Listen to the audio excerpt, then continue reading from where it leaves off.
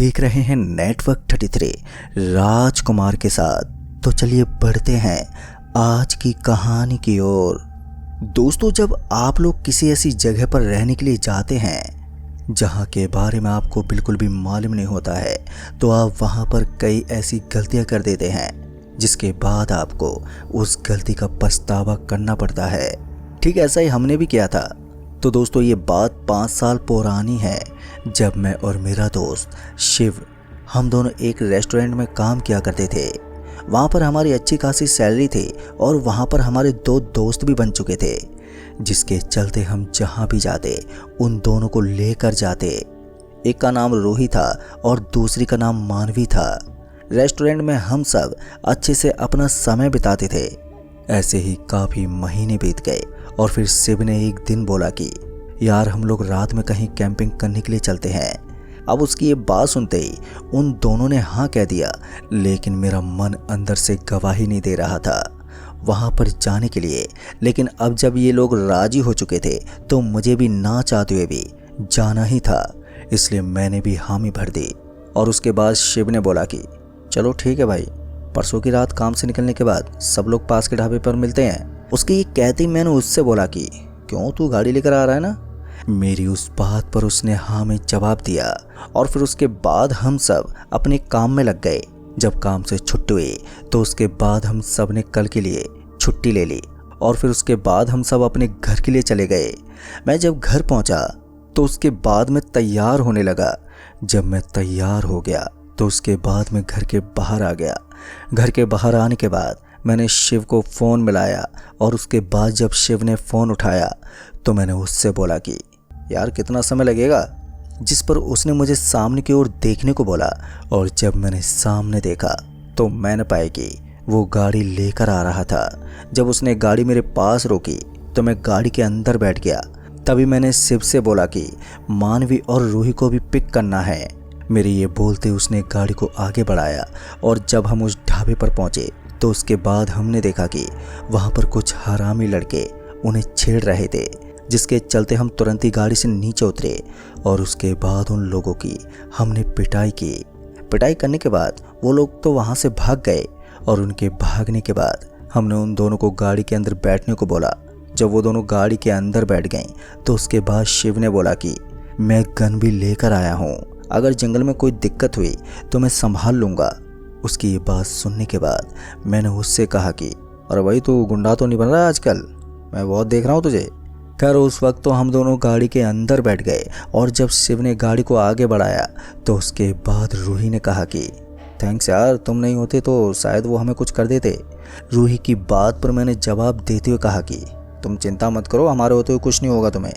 दोस्तों, दरअसल वो दोनों शहर में अकेली रहती थी क्योंकि वो दोनों अपने घर की जिम्मेवारी जो उठा रही थी। खैर, जब हम लोग काफ़ी आगे आ गए तो उसके बाद मैंने शिव से बोला कि यार, हम कौन से जंगल में जा रहे हैं। जब मैंने उससे जंगल के बारे में पूछा तो उसके बाद उसने बोला कि यहाँ से 10 किलोमीटर की दूरी पर एक जंगल है। उस जंगल में कोई भी आता जाता नहीं है और वहाँ का व्यू भी बहुत अच्छा है। उसके बाद जब मैंने उससे कहा कि जब वहाँ कोई आता जाता नहीं है तो हम वहाँ पर क्यों जा रहे हैं, इससे तो अच्छा है कि हम कहीं और चलते हैं जहाँ पर लोग आते जाते हों। लेकिन उसने मेरी बात नहीं मानी और उसके बाद वो उसी जंगल की ओर बढ़ने लगा। उसकी जिद के आगे मेरी एक ना चली और फिर क्या था, हम वहाँ पर पहुँच गए। जब हम वहाँ पर पहुँचे तो उसके बाद हमने देखा कि वहाँ पर पूरी तरह से सन्नाटा पसरा हुआ था। कोई भी गाड़ी वहाँ से नहीं गुजर रही थी। ये देखकर मुझे थोड़ा अजीब लगने लगा था। आखिर ऐसा कैसे हो सकता है? अभी मैं यही सोच रहा था कि तभी शिव ने कहा कि चलो गाड़ी से सामान निकालो। उसकी बात सुनते ही हम लोगों ने गाड़ी से सामान निकाला और उसके बाद हम लोग जंगल के अंदर बढ़ने लगे। जब मैं जंगल के अंदर जा रहा था तो पता नहीं मुझे वहाँ पर किसी के होने का एहसास हो रहा था, जिसके चलते मैं वहाँ पर चारों तरफ देख रहा था, लेकिन मुझे कोई भी दिखाई नहीं दे रहा था। वहाँ पर ठंडी ठंडी हवा भी चल रही थी, लेकिन वो हवा हमें सुकून दे रही थी क्योंकि गर्मियों का महीना था। और फिर जब हम लोग जंगल के और भी अंदर गए तो उसके बाद अब हम जगह ढूंढने लगे जहाँ पर हम अपना टेंट लगा सकें। जब मुझे वो जगह दिखाई दी तो उसके बाद मैंने शिव से कहा कि यहाँ पर टेंट लगाना सही है। और फिर क्या था, हमने वहीं पर अपना टेंट लगा लिया। टेंट लगाने के बाद मैं आग जलाने के लिए लकड़ी लेने चला गया। जब मैं लकड़ी लेने गया तो उसके बाद मैंने देखा कि वहाँ पर लकड़ियाँ तो थी, लेकिन उसके साथ साथ वहाँ पर छोटे छोटे जंगली जानवर मरे हुए पड़े थे, जिन्हें देखकर मुझे डर तो लगा, लेकिन मैंने कैसे भी करके लकड़ियों को वहाँ से उठाया और उसके बाद मैं उन लकड़ियों को लेकर के वहाँ से अपने टेंट की ओर आ गया। जब मैं शिव के पास पहुँचा तो उसके बाद मैंने शिव को ये बात बताई, जिसके बाद उसने बोला कि ये सब छोड़ और लकड़ियाँ जला ताकि हम खाना बना सकें। उसकी बात सुनते मैंने आग जलाई और जब आग जल गई तो उसके बाद शिव खाना बनाने लगा। उस वक्त मैं वहाँ का माहौल देख रहा था, क्योंकि मुझे वो जंगल बाकी जंगलों के मुकाबले अलग लग रहा था, क्योंकि उस जंगल के पेड़ भी काफ़ी अजीब थे। खैर मैं उस वक्त उन लोगों के साथ मिलकर बातें करने लगा। फिर जब हम लोगों ने वहाँ पर खाना पीना कर लिया तो उसके बाद हम लोग अपने अपने टेंट में चले गए थे। हमने 2 टेंट लगाए थे, जिसमें एक में मैं और शिव थे और एक में वो दोनों लड़कियां थी। और उसके बाद हम सो गए, लेकिन एक ज़ोरदार चीख के चलते मेरी आंख खुल गई तो मैंने देखा कि रूही हमारे टेंट के बाहर से हमें बुला रही थी। उसकी आवाज़ सुनते ही हम दोनों टेंट के बाहर आ गए। तो उसके बाद हमने देखा कि रूही का चेहरा आंसुओं से घिरा हुआ था। वो बुरी तरह से रोई जा रही थी और जब हमने उससे पूछा तो उसने बताया कि मानवी खो गई है। वो बाथरूम करने के लिए गई थी, लेकिन वो अभी तक नहीं लौटी। मैंने उसे ढूंढने की बहुत कोशिश की, लेकिन वो मुझे नहीं मिली। रूही की सारी बात सुनने के बाद हम घबरा गए कि आखिर मानवी कहाँ जा सकती है। उस वक्त मैं बहुत चिंता में पड़ गया था, लेकिन तभी शिव ने कहा कि चलो उसे ढूंढने चलते हैं, ऐसे खड़े रहने से कुछ नहीं होगा। शिव की बात मानकर हम उसके साथ मानवी को ढूंढने लगे। हम उसे आवाज़ लगाते रहे, लेकिन हमारी आवाज़ का रूही कोई भी जवाब नहीं दे रही थी, जिससे हमारी घबराहट और भी बढ़ती जा रही थी। तभी मैंने सभी से कहा कि मानवी को अलग अलग करके ढूंढते हैं, और फिर हमने यही किया। सब अलग अलग दिशाओं में चले गए। मैं अब जंगल के और भी अंदर धंसता जा रहा था, जिस वजह से मुझे उस वक्त बहुत ही डर लग रहा था जंगली जानवरों का, कि कहीं वो यहाँ पर आ ना जाए। मैं अभी यही सब सोचते हुए आगे बढ़ रहा था कि तभी एकदम से मौसम ने अपना रुख मोड़ लिया। मौसम उस वक्त पूरा खराब हो चुका था। बादलों में बिजली की गड़गड़ाहट बढ़ती जा रही थी, जिससे ये साफ जाहिर हो रहा था कि अब बारिश तेज होने वाली है। उस वक्त मैंने सोचा कि अभी सभी के साथ होना बहुत ज़रूरी है। ये सोचते मैं शिव के पास चला गया, और उसके बाद जब मैं उसके पास पहुंचा तो मैंने उससे बोला कि यार भाई, बारिश होने वाली है, हमें टेंट के अंदर जाना होगा। मेरी बात सुनते ही शिव रूही को आवाज़ लगाने लगा, लेकिन जब रूही ने उसकी आवाज़ का कोई जवाब नहीं दिया तो उसके बाद हम उसी रास्ते की ओर बढ़ने लगे जिस रास्ते पर रूही गई थी। और जब हम उस रास्ते की ओर गए तो उसके बाद हमने देखा कि रूही एक पेड़ के नीचे खड़ी थी। और जब हमने वो पेड़ देखा तो वो पेड़ देखने में बहुत ही अलग दिखाई दिया। दरअसल उस पेड़ पर धागे बंधे हुए थे। रूही के पास गए तो उसके बाद हमने रूही से कहा कि अरे रूही, तुम यहाँ पर क्या कर रही हो? जब हमने उससे ये सवाल किया तो उसके बाद उसने जो बोला उसे सुनकर तो हमारे होश उड़ गए। दरअसल वो बोल रही थी कि मानवी की आवाज़ इस पेड़ से आ रही है। उस वक्त हमने उसकी बातों को नज़रअंदाज कर दिया और उसके बाद हमने उससे बोला कि चलो रूही, बारिश होने वाली है, थोड़ी देर टेंट में रुकते हैं, उसके बाद हम मानवी को ढूंढते हैं और मैं अपने कुछ दोस्तों को भी बुला लूँगा। रूही से ये सब बोलने के बाद जब हम वहाँ से आगे बढ़ने लगे कि तभी मानवी की आवाज़ सुनाई दी, वो भी उसी पेड़ से। ये देखकर हम सभी दंग रह गए कि भला ऐसा कैसे हो सकता है। और साथ ही मानवी बोले जा रही थी कि मुझे इस पेड़ से बचाओ, इस पेड़ के धागे को खोलो। उसकी आवाज़ को सुनते ही मेरी आंखें तो खुली की खुली रह गई कि मानवी इस पेड़ के अंदर गई है। लेकिन उसी वक्त हमसे मानवी ने जो कहा था वो हम बिना कुछ सोचे समझे उस पेड़ के धागे को तोड़ने लग गए। जब वो धागे हमने खोल दिए तो वहाँ पर एकदम से तेज हवाएं चलने लगी। बिजली की गड़गड़ाहट और भी ज़्यादा बढ़ गई और बारिश की बूंदाबांदी भी अब तेज होने लगी थी। उस पेड़ से एक भयानक चीख निकली और उसके बाद से वहाँ पर खामोशी पसर गई। उस वक्त जो कुछ भी वहाँ पर हो रहा था वो हमारी सोच से परे था, जिस वजह से हम समझ नहीं पा रहे थे। अभी हम लोग वहाँ पर बेबस खड़े ही थे तो मैंने रूही और शिव से कहा कि चलो चलते हैं यहाँ से। मेरे ये बोलते ही रूही ने कहा कि मैं मानवी के बिना यहाँ से कहीं नहीं जाऊँगी। रूही का ये व्यवहार देखकर हम कुछ भी करने में असमर्थ थे। लेकिन जब वहां पर किसी ने हम सबको थप्पड़ मारा तो उसके बाद हम लोग बुरी तरह से डर गए और जोर से चिल्लाते हुए कहने लगे कि कौन है, किसने हमें मारा।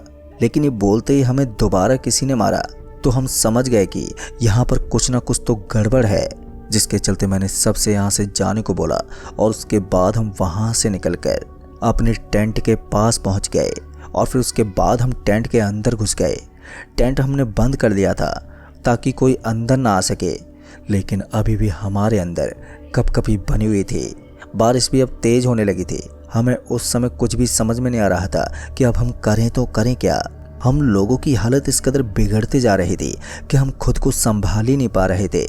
अभी हम लोग डर से कपकपाई रहे थे कि तभी हमें टेंट के बाहर किसी की परछाई दिखी। वो परछाई एक लड़की की थी जो कि टेंट के बाहर चारों तरफ घूम रही थी। उस परछाई को देखकर हम लोग डर से बुरी तरह से सहम चुके थे। अभी हम बाहर ही देख रहे थे कि तभी हमें बाहर से किसी की आवाज़ सुनाई दी। वो आवाज़ किसी और की नहीं बल्कि मानवी की ही थी। मानवी की आवाज़ सुनते ही रूही बोलने लगी कि ये तो मानवी की आवाज़ है, और फिर उसके बाद वो बाहर जाने की जिद करने लगी। मैंने उसे बहुत समझाया कि आवाज़ मानवी की नहीं बल्कि किसी और की है और वो हमें बाहर बुलाना चाहती है। हम रूही को बहुत समझा रहे थे, लेकिन रूही इस बात को मानने से इनकार करे जा रही थी। वो कहे जा रही थी कि ये मानवी है, वो तकलीफ़ में लग रही है, मुझे बाहर जाना होगा। और फिर उसके बाद वो बाहर जाने लगी।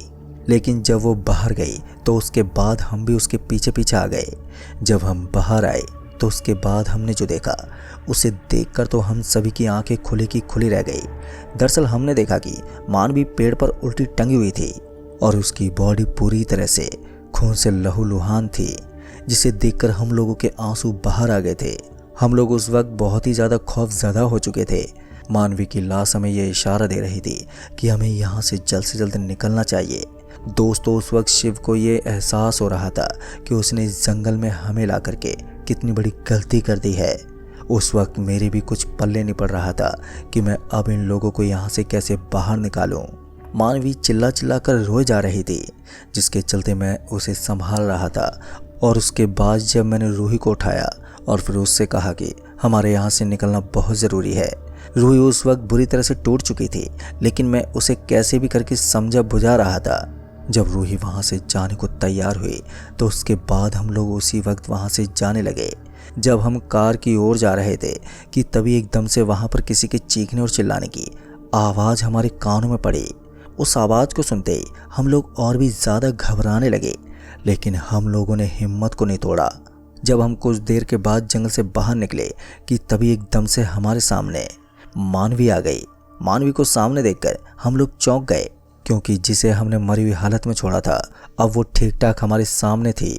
मानवी को देखकर रूही उसके पास जाकर उसे ज़ोर से पकड़कर रोने लगी कि तू कहाँ गई थी। रूही का ये बर्ताव देखकर मैं समझ गया कि रूही मानसिक तौर पर अभी ठीक नहीं है। मैं और शिव समझ चुके थे कि ये मानवी नहीं है, लेकिन जब मानवी ने रूही की गर्दन पकड़ ली तो उसके बाद हम दोनों की आंखें खुली की खुली रह गई, क्योंकि वो मानवी नहीं बल्कि उसके भेष में कोई और थी। उसका चेहरा बहुत ही भयानक लग रहा था, जैसे कि वो इंसान नहीं बल्कि कुछ और ही हो।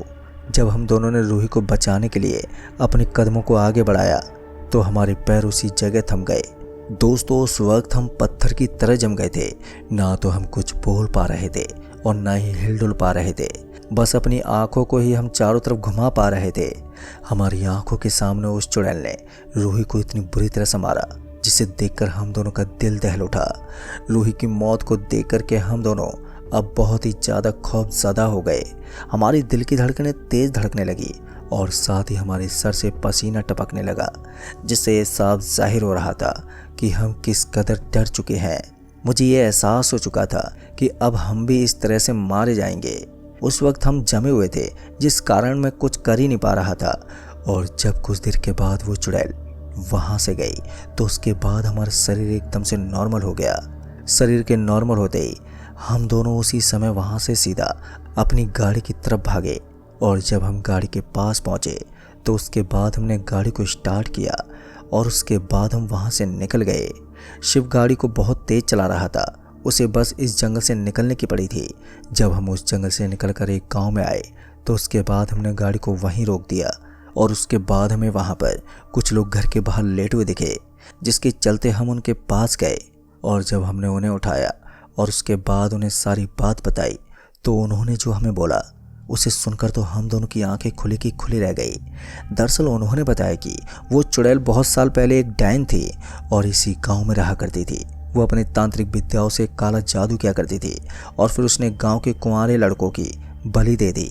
जब ये बात गांव में पता चली तो उसके बाद उस डायन को लोगों ने पकड़कर उस जंगल के एक पेड़ में जाकर बांध दिया और उसके बाद उसे जिंदा जला दिया। लोगों का गुस्सा इतना था कि उस डायन की लोगों ने बात तक नहीं सुनी। उसे जलाने के बाद सब लोग अपने अपने घर आ गए, लेकिन कुछ दिनों के बाद उस जंगल से लोगों की लाशें मिलने लगी, जिसके चलते गांव में दहशत फैल गई। जिस वजह से गांव वालों ने गांव में जो सिद्ध बाबा थे उन्हें बुलाया और जब वो आए तो उसके बाद उन्होंने उस आत्मा को उसी पेड़ में कैद कर दिया और सबसे कहा कि कोई भी इस जंगल में रात में आने की गलती मत करना। और फिर उसके बाद से कोई भी वहां पर नहीं जाता। लेकिन तुम लोगों ने उन मंत्रों से बंधा धागा तोड़ दिया है। दोस्तों, गांव वालों की बात सुनने के बाद हम लोग तो वहां से निकलकर घर आ गए, लेकिन हमारी दोस्तों की मौत हमें आज भी चैन से जीने नहीं देती है। अगर हमारी गाड़ी में काल भैरव की मूर्ति न होती तो शायद हम भी मौत के घाट उतर जाते। तो दोस्तों, इस कहानी में बस इतना ही। कहानी आपको पसंद आई हो तो वीडियो को लाइक शेयर कमेंट ज़रूर कर दें। तो मैं आपका दोस्त राजकुमार जल्द ही मिलूंगा ऐसी एक और डरावनी भूतिया घटना के साथ। तब तक के लिए बाय एंड टेक केयर।